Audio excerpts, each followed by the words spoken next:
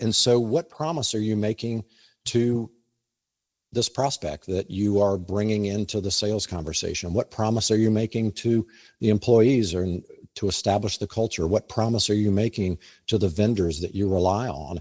And you should have a point of view. You should know clearly, is it about the materials that you chose to make your product? Is it about the way you conduct yourself through your customer service platforms? And so that's the first one I think is important to get right. Your business's success depends on relationships with customers, relationships with employees, and relationships with stakeholders. What do they all have in common? They're all human.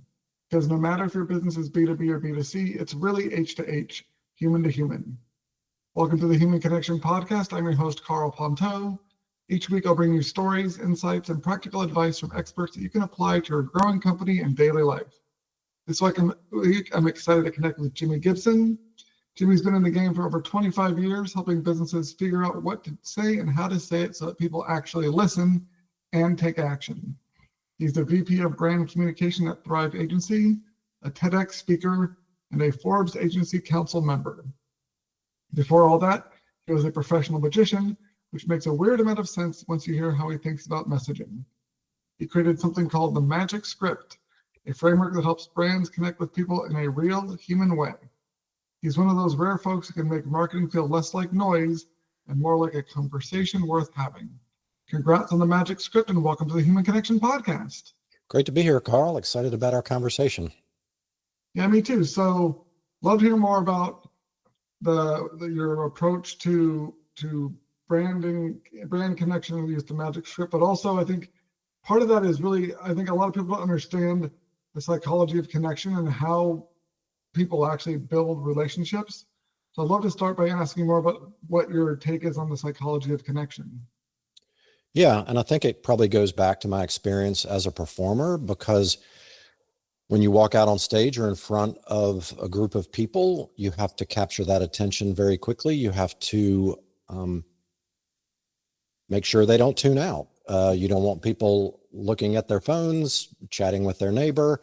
You want to hold their attention. And so what is it about the structure of a magic trick or a performance of any kind, really, that we can learn from a marketing conversation, a sales conversation, a business conversation? And that could be in person, that could be over an email. And I think I was lucky enough to be part of a training program that a Broadway director held in Montreal. It was about 8 or 10 of us that stayed at his beautiful chalet on a pristine lake that they didn't allow any motor vehicles on. So it was crystal clear, and I'm kind of picturing that in my head right now. And he sort of blew our mind with how you connect with an audience. I think when you're thinking about a target market, if you're giving a business presentation, you walk out and there's this crowd of people. If you're thinking about communicating online, there's this crowd of people. But it should be exactly what you said in your introduction, human to human connection. What do you know about that other person? And so if I just break it down very simply, and we can dig in wherever you want, there's 3 phases. There's that first phase, which is the connection. And that's actually a release of neurotransmitters, which are called oxytocin, that is not only psychology, but it's also physiology, right? That there are chemicals released in the brain that say, I kind of like where this conversation is going. I see that this person understands me. They're verifying my pain or my seek for whatever the solution is. And I'd like this conversation to go further. And that's the same thing that happens when you walk out on the stage. You have to get that connection right away.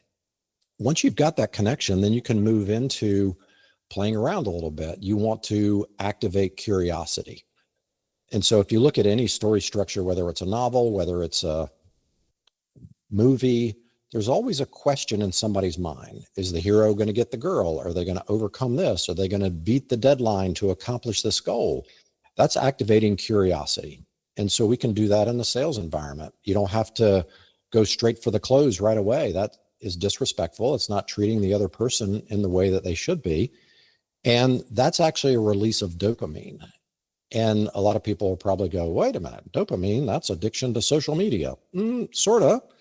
What's actually happening is it's the craving that your brain has for closure or a reward. And so when we talk about dopamine and social media, you're craving someone liking, sharing, responding to that post. And so if you're just constantly in that need for reward, that's a dopamine state.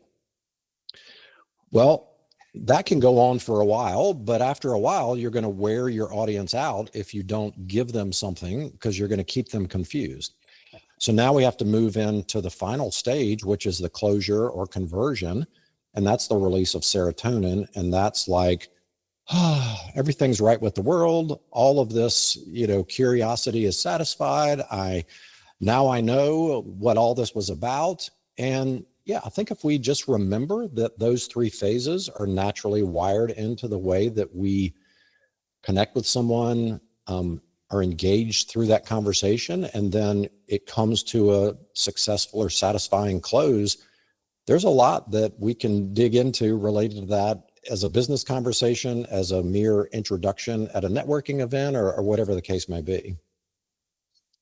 And I think it's important to understand what's going on in people's brains, how they make decisions, and what the actual, like you said, the neurochemistry is when you're trying to build trust. Because if you understand how the brain works on that level, then you understand how to structure your messaging, what sort of content you need, and how in order to present it based on how your audience is feeling. So I imagine and it's a great, I'm sure you learned that really well as a magician, because you can get almost immediate feedback if something's working or not working when you're on stage, and you can see people's reactions. Whereas a lot of times there's often a delay in the response when you're posting something online or something that's in a less synchronized media format. So I can see how being a magician helps you understand that relationship between how people are feeling and thinking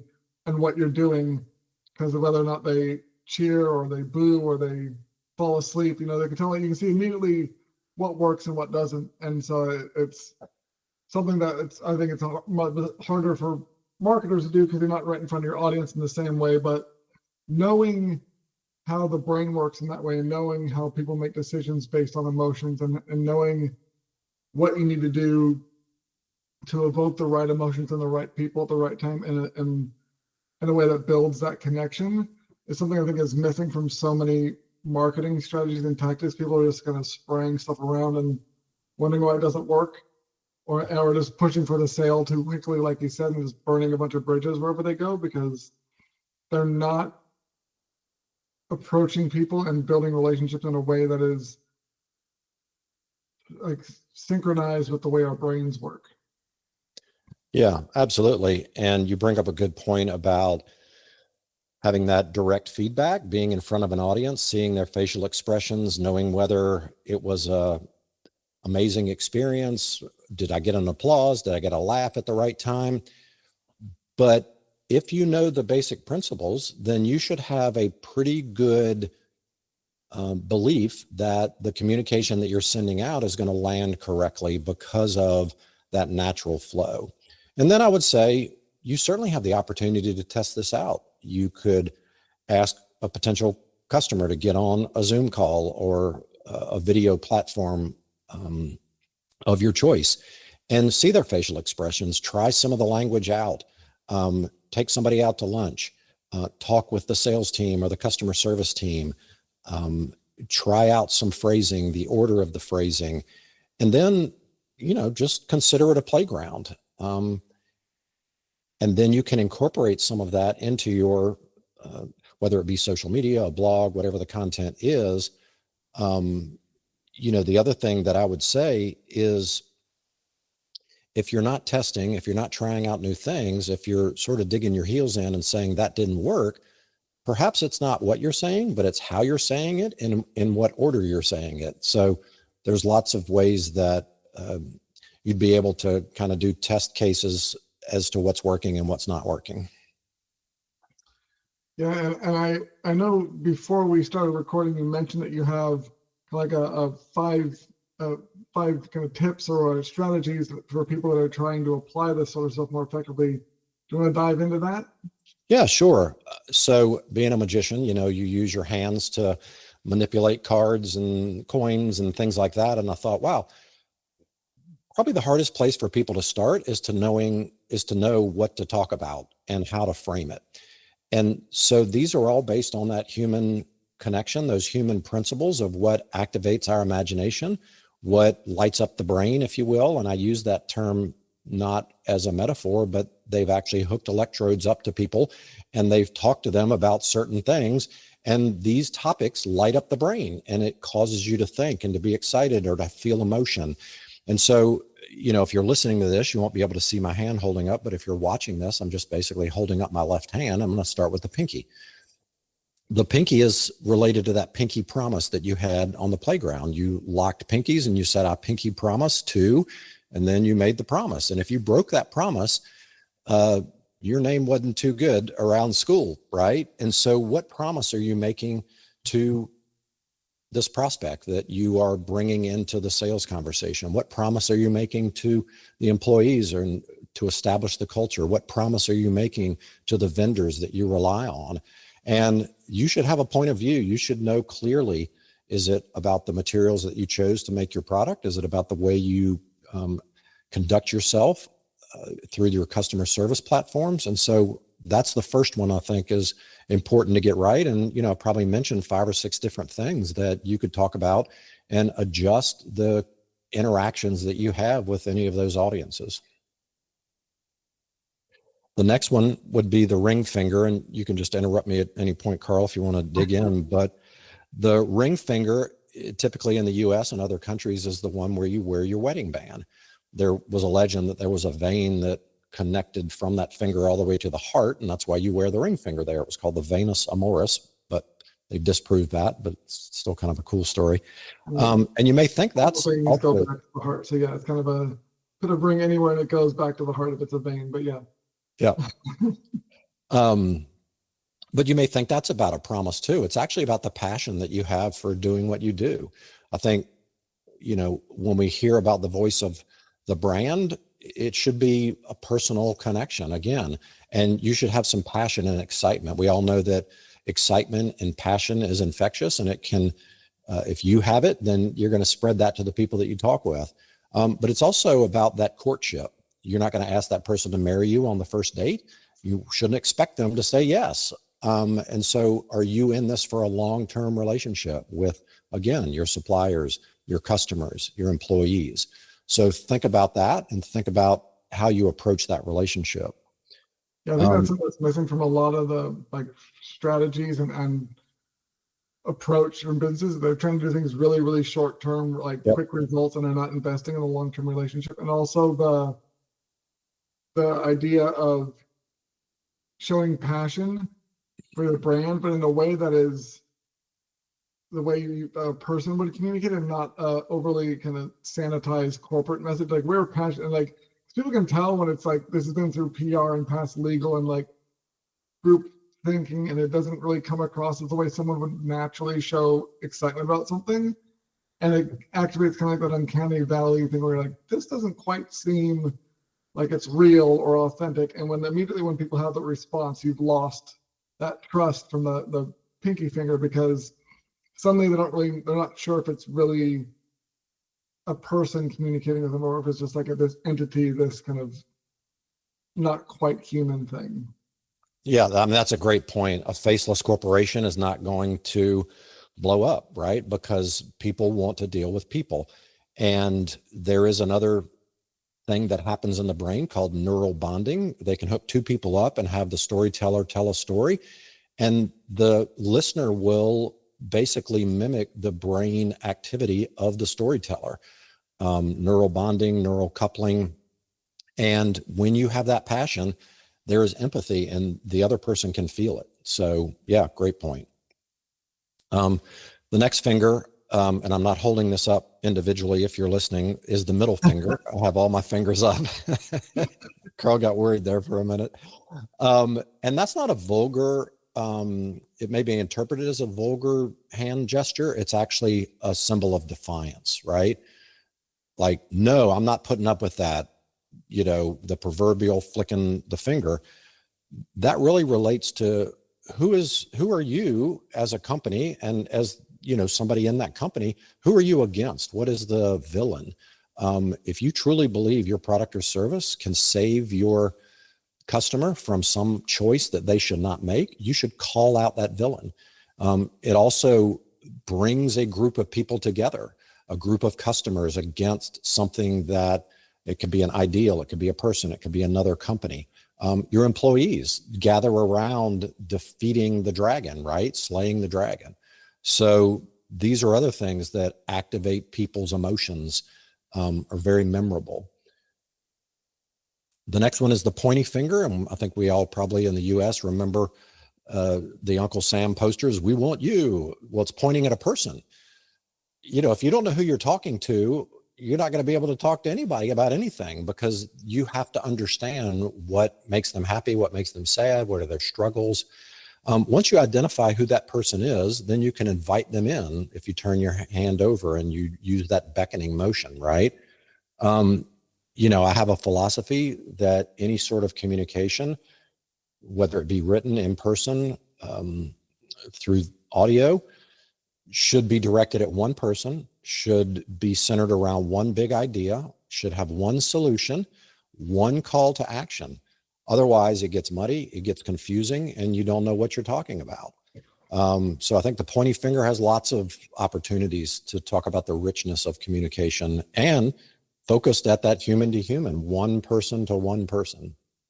I think it's great those the middle and the index finger work together, because if you have that strong villain, it is a great way to bring people together, and that also will draw in the sort of people that you're pointing at, and with the index finger that you want to really connect with, because having that shared obstacle, that shared antagonist, because you both view it as a real threat or a real challenge, is in a way our brains are wired to like identify threats and are very like survival focused for obvious reasons. That is really inspiring or motivating for people to want to work with you if you share a common opponent.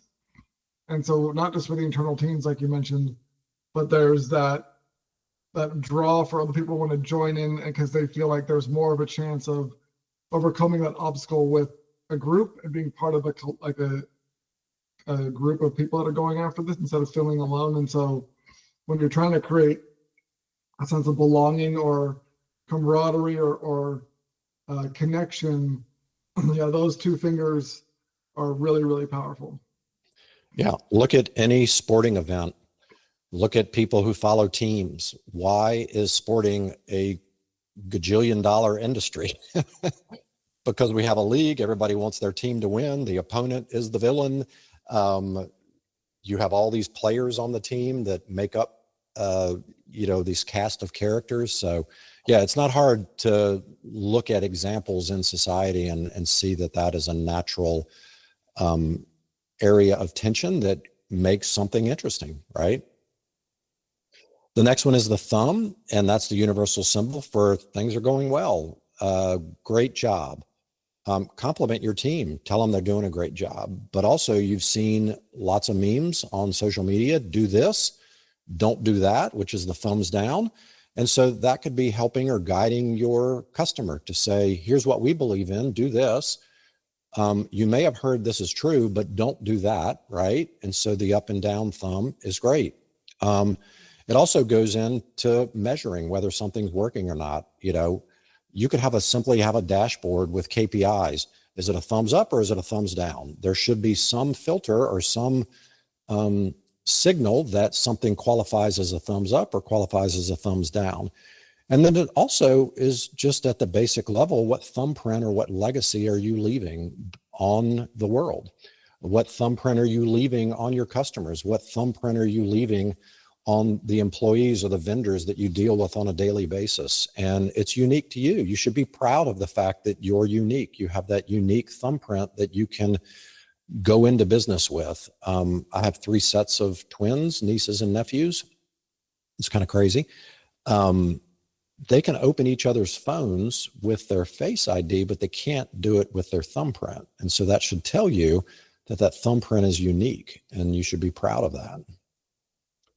Well, this has been super interesting. I love the 5-finger analogy, and I think it really helps give people a good checklist on what they can be thinking about when they're trying to build stronger connections with their audiences and with their employees and their teams. So thank you so much for connecting with me today, Jimmy.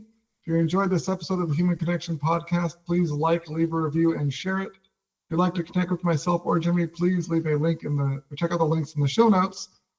And remember, no matter if your business is B2B or B2C, it's really H to H, human to human. Happy connecting.